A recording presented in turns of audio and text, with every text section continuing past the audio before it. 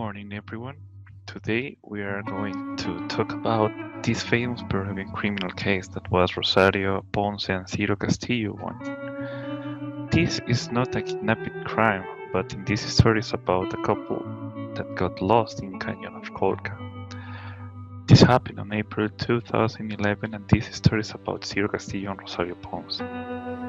Both of them met each other on Agraria University, and a couple of months after they met, they decided to make a trip to Valle del Colca in Arequipa.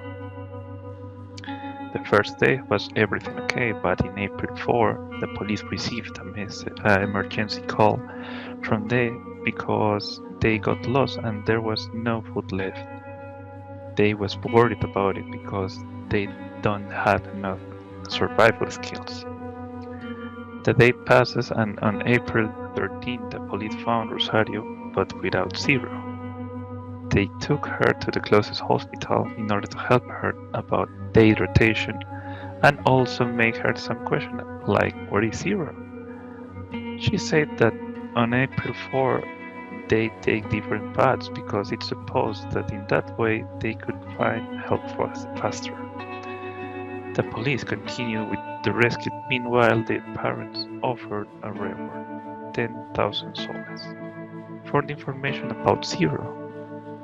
Ciro's father received many calls, but all of them was fraud.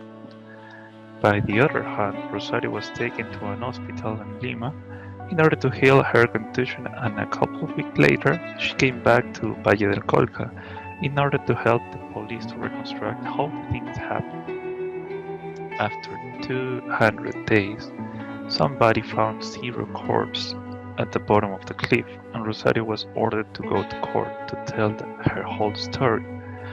But she doesn't went to first appointment, but the third one. Also, the court ordered to analyze her phone in order to check the information and match with her version of the story. In there, the police found a weird message with date April 11, but she declared that she had no battery in April 5. Furthermore, she deleted 15 photographies, and by the hand of the police, those was taken by a third person.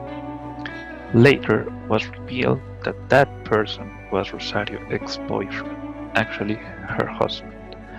And just to add information, the lawyer who helped Rosario was the father of his ex-boyfriend. That's suspicious, no?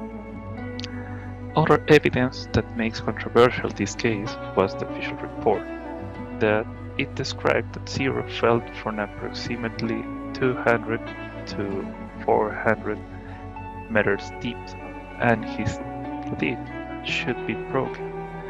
But there was in a good condition, so this contradiction could reveal that he never fell off the cliff. At the end, Rosario was never found guilty, but she was the suspect number one. Ciro's father thought that she committed the crime and she deserved a prison sentence.